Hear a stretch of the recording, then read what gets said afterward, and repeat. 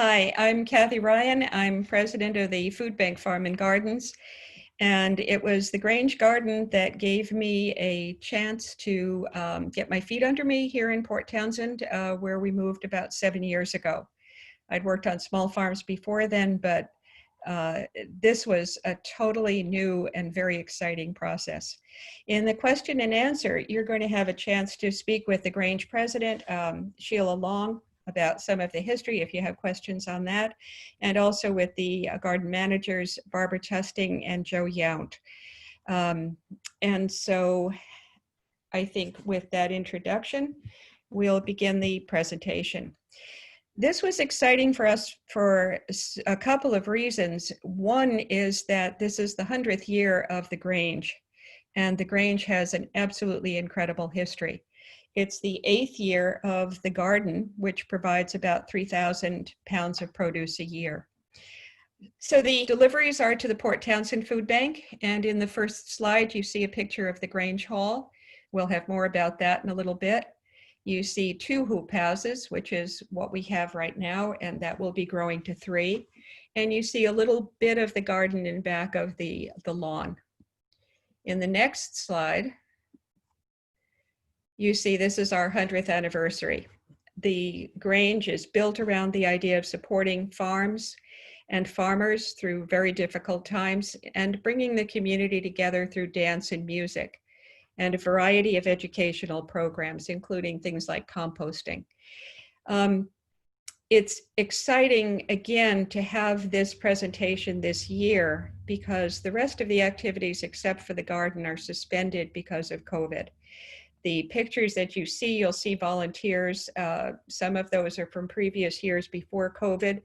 Any pictures that have been taken recently, you'll see people wearing masks and gloves because early on working with WSU, we made sure that our protocols were updated to keep people healthy as we were essential workers. So here's some of the history of the National Grange. Nationally, it started in around 1867. By Oliver Hudson Kelly and a group of 7 others. He worked with the USDA and felt that farmers needed to be protected and that they were stronger if they worked together. And so it began as the Order of the Patrons of Husbandry. I think the Grange is a much easier name to remember. You don't usually, I think, in things like this, see the niece of the person who has started the organization. But in this case, Caroline Hall, well, Oliver Kelly's niece, was really important because at a time that there were fraternal organizations, this is the first one that had a full and equal membership for women with voting rights. And she believed that since women were an integral part of farm life, a farmers' organization would never be permanent if you left women out.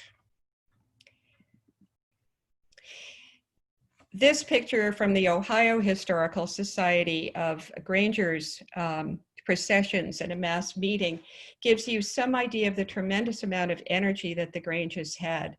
The Grange movement was incredible. It fought monopolies to protect farmers. It promoted cooperatives. It was the first organization in America to lobby Congress for rural free delivery of mail, which boosted the economy. And because they had to get the mail through, it inspired better roads. And in 1902, rural free delivery became a permanent part of the postal system. The other thing that the Grange did was to help establish extension services at universities, at agricultural and industrial colleges. And so our partnership with the WSU is particularly special because it has that long history of the Grange supporting the extension and now the extension supporting the Grange and continuing to support small farmers. This is the picture of the original Grange, which was founded in 1919, but chartered in 1920. And according to the history on the website, for 30 years, meetings were held in the chicken house on Kuhn Street that was owned by Jacob Miller, who happened to be the first Quimper Grange master. During that time, in 1934, it's interesting to note that there was a viral epidemic that put the entire city under quarantine. And the epidemic at that time was polio, infantile paralysis, and one of the 3 children who contracted that in Port Townsend unfortunately died. It was because there was only 1 iron lung in this part of Washington at that time. It's a sobering statistic to be considering during this time of pandemic. The building that you know as the Grange Hall was half of the WAC barracks that were located at Fort Worden. They were sold as surplus, and the half that we use as the Grange Hall was moved to Corona Street, no even grim pun intended, in 1958. In 1979, they worked on fixing the building and upgrading it. You can see some of the workers there who were volunteering on that. And today we have this beautiful local painting on our website for the Grange. And the mission, as you can see, is to foster community connection and resilience through educational programs and social events, as well as maintaining a historically significant Grange Hall. And we were in the process of doing fundraising to fix the handicapped ramp and provide better access when the pandemic started. The Grange has been providing land, water, electricity, and most importantly, many volunteer hours to the food bank garden. Neighbors help. Some of the food bank users themselves help in the garden. And during the past 8 years, it has grown. Today, it's managed by Barbara Testing and Joe Yount, and they are both Grange members with considerable gardening experience between the 2 of them. There's about 7,000 square feet as we visit this garden. The gardening style is a mix of raised beds and rows with 2 hoop houses and drip irrigation that's just been redone through the help of a volunteer, very talented volunteer. Irrigation is not for the faint of heart. Beds with herbs are there, flowers for pollinators, and I see my husband in the background by the shed, probably working on harvesting raspberries. These are some of the other things that we grow for the food bank. We really prioritize growing fresh vegetables organically. We work with nourishing the soil, as many of the farms in this area do. And these crops are particularly prized by folks who visit the food bank. The garden currently has 2 hoop houses. We're going to be having a work party later this year, and we'll be calling for volunteers to help, putting up a 3rd seed starting house. Here's some of the year-round production. The Grange at this time is the only food bank garden that produces through the winter. Although we're working on expanding that capacity, you'll see hoop houses in most of the gardens, and we're talking about more winter cropping.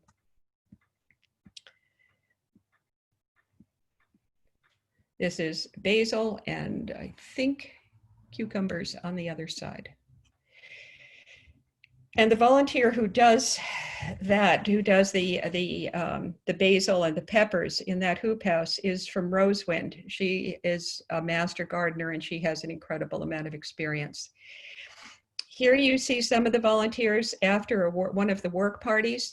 You'll see the fencing behind George Yount in the upper right-hand corner. That fencing was done by someone new to the community who accessed the food bank, heard Joe and myself talking about the problems we were having with the deer getting through the fencing that had been erected, and said, well, I'm a fencer, and if you can provide me with the materials, I'd be more than happy to give back and provide the fencing for you, and he did. The same sort of thing happened with the shed where we process things, which is also behind George. Children and families are welcome. The children do need to be supervised. This is a working garden, and you can see the amount of hose that's on the ground there, as well as the tool in the background that's used for twisting. This is one of the greatest upper body exercises you can get, and there's no membership fee to join. And that little one that you see there is about 3 years old in the lower left-hand corner. That's my granddaughter. And she is picking peas. She can find peas behind any leaves. And she's definitely, despite her age, a tremendous asset in the garden. This is an indication in this slide of the size and the quality of the garden that's been growing. Again, you can see things here. This is the older tape irrigation. That had to be replaced so many times because of leaks that we looked to put something in that would be more permanent, and we have. The earliest gardens were about a quarter of the space. I believe they produced around 800 pounds that first year, but they have been growing. In 2015, there was a new hoop house that was put in. And you can see it's not in the back of this shot here. You see the houses across the street in back of the volunteers and the hoop house being erected. There was a second hoop house that was moved from Mountain View Commons. That was moved to the Grange in 2016. It had to be taken apart. It moved. That's Liz's truck in the picture that has those hoops on it, and it was very carefully moved from Mountain View Commons over to the Grange. Every bit of that had to be taken apart. That was an incredible effort. And then it had to be put back together again. And you see Georgie out there again. You see Dan Burden. You see another volunteer. I think that might be Johnny on the top. You see Liz. We have these relationships with the volunteers that are really, really, really special to us. As you can see from the smiling faces at the bottom, there is absolutely no way this could work without the volunteers with the energy and the tremendous amount of expertise that they bring to the garden. The hoop house inspired even more off-season production. Now we can rotate, which we do with all of the crops in the garden. But we can rotate the cucumbers and the tomatoes and the other things that grow inside so that the soil stays healthy. And we do work with soil enrichment. So we use some compost in bags that's donated. We use the plant prunings from the garden for compost, and to that we add the biochar that's been donated by Olympic Biochar to enrich the soil and provide a number of different platforms and condominiums for the soil microbes and mycorrhizae to live in, so that the soil continues to grow. There is a worm bin that's been put together by Aaliyah from Rosewind, and that has been a tremendous source of soil that's then used in the garden. There's another section of brand new compost unit that is being used to defray the costs that we used to have from taking things that were weedy and woody. It took longer to break down, and things that we used to take to the recycling center off Jacob Miller and the road, not the Grange Master. So we don't need to do that anymore, because that's another place that we are recycling things from the garden for the soil. This is our latest effort, and this is particularly exciting. Jury Jennings has reinvented herself after being downsized from the COVID epidemic, which downsized a number of people. And Jury started Peddler PT for food delivery service to people. It keeps cars off the road. It keeps people who might be high risk from having to go out. And on her website, there's an incredible donate button that allows people to pay it forward, so that if they have the means and make a donation, jury can then extend that service to people that might have the need but might not have the wherewithal.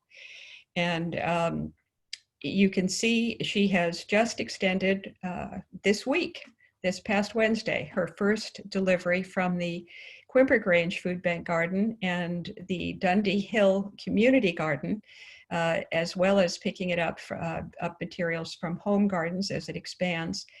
And these vegetables are delivered to the Port Townsend Food Bank. And the box that Jury's holding is actually some of Joe Yount's very much anticipated salads and stir fries. The salads have calendula blossoms in them. They're beautiful things to eat or to add to a larger salad. And that's pretty much the section of a quick tour of the Grange Garden. I'm going to turn this over to Liz Burden, who is one of the mothers of the Food Bank Farms and Gardens, to provide the context for this garden tour so that you understand how it fits into a larger framework. Good afternoon, everybody. This is Liz Burden, and I am going to speak today on a little bit of the history of the food bank gardens in Jefferson County and about all of the gardens that we have. The program was founded in 2012 through the efforts of Local 2020 that was really encouraging food gardening throughout the community gardens and personal gardening. And Judy Alexander also thought that we should have gardens that really focused on the food bank. And so our very first garden started in 2012. And the idea was to grow, harvest, and preserve fresh organic vegetables for our food banks, and to help in those food bank gardens, help people learn to grow their own food. It kicked off with a field trip over to Whidbey Island, organized by Local 2020, to go see some existing food bank gardens for the Good Cheer Food Bank. And there were about a dozen of us that went over and just were amazed at the amount of production. They were bringing in tons of food right in front of that food bank. And so we were all very impressed. We came home and we started with the teeny tiny garden behind the Mountain View Commons. The Master Gardeners gave us a grant for materials, and the volunteers that were going to put together that greenhouse that year said, no, we want a kit from Stuber's.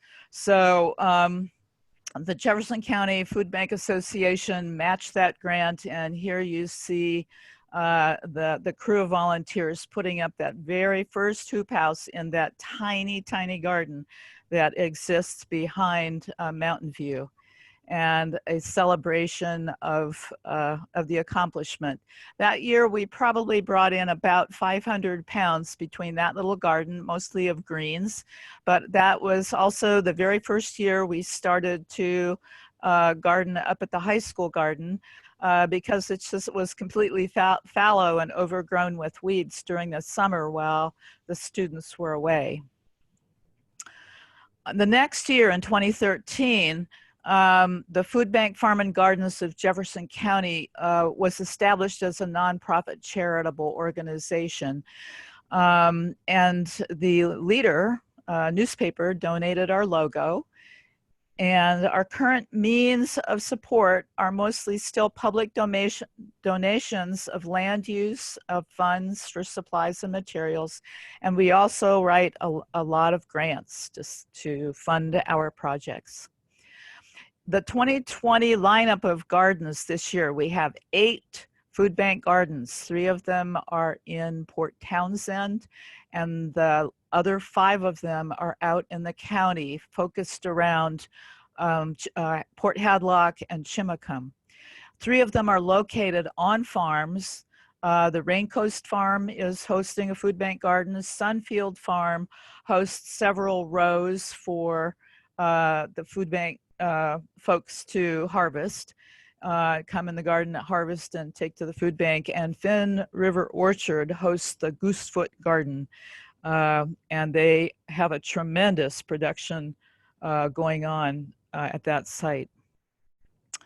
The next oldest garden, the Quimper Grange, is actually hosts the oldest food bank garden, but the Port Townsend Food Bank Garden is a close second. It really came along and was dedicated in the summers for food bank gardening. And pretty much throughout the year, we didn't have that much student presence in the garden early on. In this slide, you see the garden manager, Zach Gain, meeting Steve Theringer, and we had a double celebration. We got both of our representatives in the garden that year, with Mike Chapin also paying a visit. It's a very large garden, 10,000 square feet now, of vegetables and berry crops. And Zach is a stickler for growing the soil. So those soils are highly productive. It's a fine garden. In the foreground of this slide, you also see a pollinator garden that is just starting up. But that whole space is devoted to feeding beneficials and pollinators. Our third garden in Port Townsend is called Birchieville Garden Co-op, and quite a bit of this garden, it's just under 1 acre, that Bert Shapiro, who is the owner of this ground and the manager, was trained in horticulture and just loves to grow stuff. So he has a small tractor that you'll see a part of, and just loves to grow food. And so he does work trades for some of it, but the majority of it at this point really goes to the food bank. Here's a picture. His gardens stretch all the way from Hancock to Sherman Street, almost a whole block. And it's very high quality food. He practices, again, really intensively managing his soil so that it's as nutrient dense as possible. The newest food bank farm this year was its very first year, is the kitchen garden that was at Rain Coast Farm. This about 2,000 square foot space was used most primarily by Dick Snyder for his home kitchen vegetables. But with the new ownership of the farm, I just was unable to maintain it. So they asked us to come in and garden it for the food bank. And we have a tremendous team of volunteers that has been really working hard to make this garden productive. It's an interesting spot to grow food. It is very much in a lowland area that was a swamp. So we pretty much have to garden in raised beds. But we are getting it to produce about 40 pounds a week, lots of lettuce, and we're going to be growing a lot of celery because it's just the right conditions. The fifth garden is at the Swan Farms Pea Patch, which is a community garden, and about 50% of that space is dedicated to a food bank portion of the gardens. But a lot of people have their own little patches throughout the garden too. But many, many, many of those beds are cultivated by a great team of volunteers from the Port Hadlock and Chimacum area. You see the garden manager below with just a typical summer a harvest going to the Tri-Area Food Bank. The garden is fantastically productive. Much of the soil was underneath an old chicken house, so it's very, very fertile. And here is the team and they also put up in 2018, I believe it was, 2017, a beautiful new hoop house at the Swan Farm Pea Patch. And you can see the group of happy volunteers. Sunfield Farm grows about 3 rows, mostly of winter squash and cucumbers, that kind of thing. That food bank farm and garden volunteers come to harvest every year. It goes straight to the Tri-Area Food Bank, which also delivers produce to Quilcene and Brennan. The next garden is Farms Reach garden that is right behind the Farms Reach Cafe. There are a bunch of raised beds and a very modest but productive hoop house built from scratch. And you can see a group of volunteers working busily in that hoop house.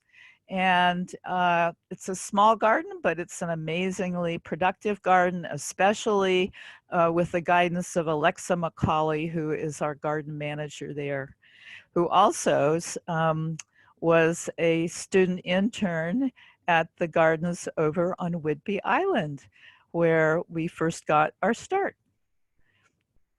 The last garden that we have, actually number 8, is the Goosefoot garden, 300-foot rows, about 7 or 8 of them. Some of them are grown for the farm workers that work on the farm, but a whole lot of this produce goes to the Tri-Area Food Bank under the auspices of Sam Scheit. And during the height of the season, he is bringing in at least 100 pounds a week for the food bank. This is a screenshot of our annual harvest and hours report for 2019. So we weigh all of our harvest and then try and get the volunteers to log in so we have an hours record. And so you can just see the various farms reporting. The total weight donated last year was about 8,500 pounds of fresh organic produce, and we logged in over 1,000 volunteer hours. So I want to make the point that community volunteers are the heart of our organization. We have no paid staff. We are an all-volunteer organization. We do try and get some stipends for the young farmers sometimes, but it's kind of off and on. But the volunteers have a tremendous amount of fun in the garden, and they learn a lot. Many of them have their own home gardens, and so they share gardening tips with each other, as do the managers. And everybody that works in a food bank garden may harvest for the table on the day that they come and help. But it is a lot of fun. It's a lot of work, but it's also a lot of fun. One of our volunteers just wrote a beautiful letter to us, and I'm going to read it to you. As a volunteer, it has been so great to be a part of the team to refurbish this amazing garden space from the ground up and seeing it flourish. I am enjoying the work and especially love learning new ideas and tips that I am able to use in my home gardening too. I work with some fun and amazing gardeners, and such a hard and committed worker and awesome teacher is our garden manager. It's been a blessing for me during this pandemic to have this outlet to work and contribute to such an important cause, our local food banks. Thank you for all you do. Okay, this part is for Kathy. All right. So we start with the seeds, and we work with the Seed Library and the Organic Seed Alliance. And the other part of the mission is to preserve the harvest. We noticed that as we were getting more and more vegetables produced, that we were running into a capacity problem with the food banks, and the food banks have been working to add additional walk-in and freezer storage. But we had someone pretty visionary come to us and ask whether we would be interested in a freeze dryer project. And so with funding from Representative Tharinger, you saw him earlier when he was visiting the high school garden, one of the things that we talked about in addition to school programs, because Representative Tharinger is on the budget committee, was the possibility of a legislative grant to support freeze dryers, which could be used for surplus produce, and is currently in that pilot project now, thanks to that donation, thanks to an anonymous $5,000 match from a food bank supporter, thanks to funding from the co-op, thanks to funding from the Jefferson Community Foundation, and a lot of individuals, even a little fellow who was pulling pennies out of his pocket at the all-county picnic last year. But at this point, we are able to take produce and either freeze it directly and then freeze dry it, or freeze dry it directly. And because this means that we are minimally processing food, we were required to make sure that we followed the public health protocols and work with a fully licensed commercial kitchen. This is a pretty unique experience for a nonprofit to be taking something on like this. And so we worked with the old alcohol plant, and this is the delivery about less than a year after this project started of the first two freeze dryers. They're the largest residential freezers because we were doing a pilot and we were looking to expand this based on the success. Freeze drying is different than dehydrating. It brings the temperature down to an impossibly low number. You can read about this on our website. I think it probably would be far more interesting for those of you that are tech inclined or looking to see the differences between the freezing and the freeze drying. It causes a lot of confusion for folks. But the process creates a product that's 96% nutrient dense. And we had hoped, working with the old alcohol plant, with Gary and with Chef Troy Morell from the Spirits Bar and Grill, that this would be something that could be built out into a larger scale where it would help small farmers because it would be providing them for some produce, additional processing. One of the hopes we have is that this can be built out into a mobile kitchen to support small farmers. It would help them use parts of their harvest that they might not be able to market now because they might be crops that are too little, too big, or too weird, which statistically is up to 40% of the crops that are brought in, because our demand for food is that it look as perfect as possible. Well, the freeze dryer doesn't care. And so the produce that might be misshapen, if you found it on your supermarket shelf, is perfectly fine once it's cut and freeze dried. And again, that's 96% nutrient dense. So this could be a tremendous thing as it's built out to be a commercial enterprise that would continue to support the food banks. It could be something that will support the small farmers. It could be a support to the schools because this sort of thing does not take a lot of shelf space once it's dried. It could be an industry that could be providing a taste of the peninsula, where we might have some of the things that the tribes are working on that could be sold to tourists, to campers, to boaters, to people looking to build out their emergency stores for the Cascadia subduction event. That is the thing that most people are concerned about, but mostly for power failures where we would need an extra supply of food, or for something even like COVID, where people have not been able to get out to stores to purchase food.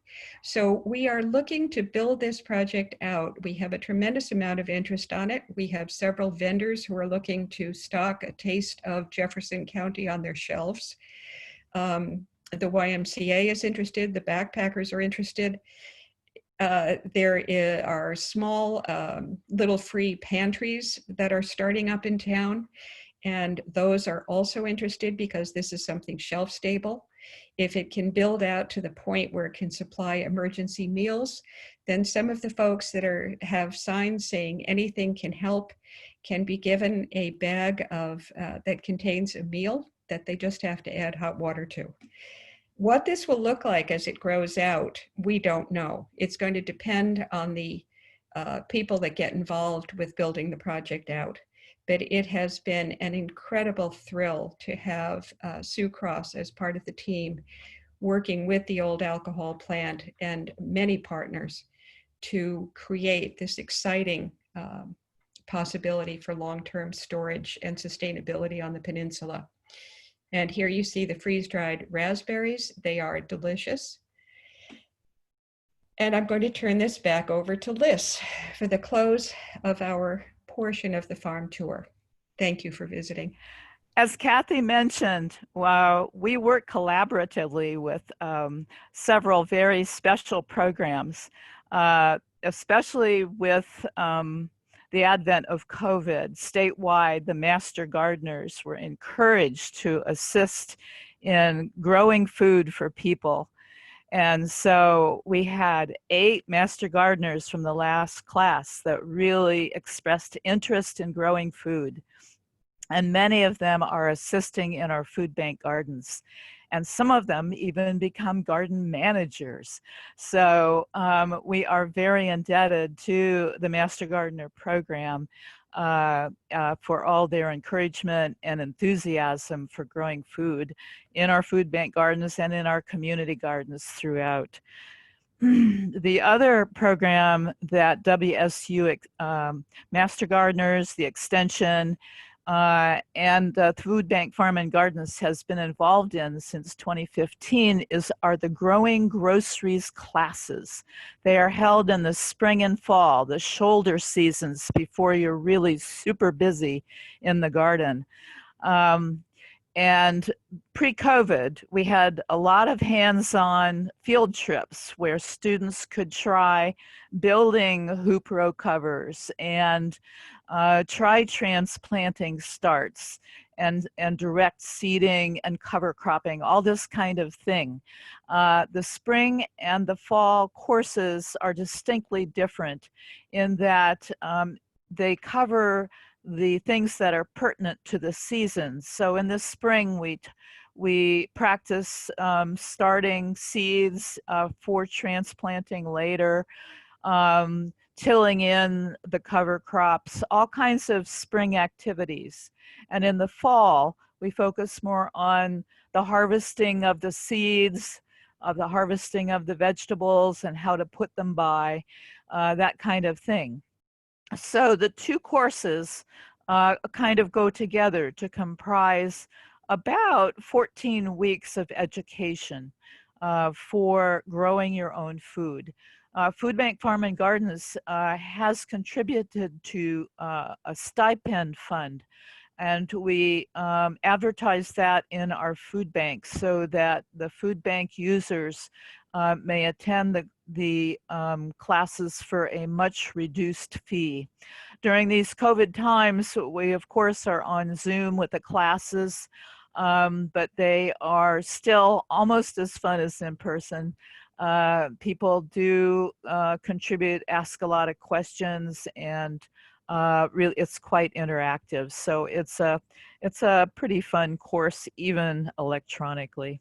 The third program that started up just a couple of years ago is the Seed Library at the WSU Extension. It's supported not only by the seeds that we harvest from our food bank gardens, but everybody who joins the Seed Library is encouraged to try to learn to seed save.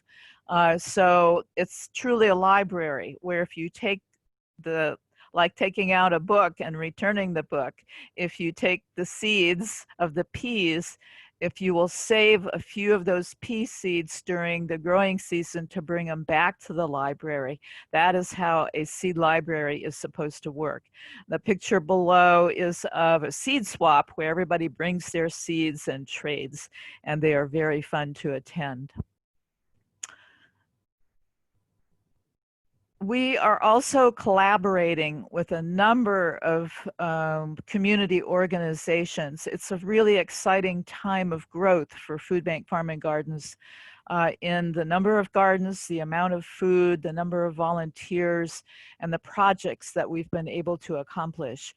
And these are just some of the amazing nonprofit and advocate organizations that we have been working with. Of course, the old alcohol plant with the freeze dryer program. The Community Wellness Project is really stepping up to be collaborative in especially finding some stipends for our young farmers that are really trying to earn a living, and to have them donate their time for food bank food is difficult. So that's why we're really looking at trying to find a good funding source to contribute to their hours when they're working for food bank donation. Jefferson Community Foundation has been absolutely fantastic in helping us find grant funding for new hoop houses. They have a tremendous help in funding the freeze dryer program, so much of what we do.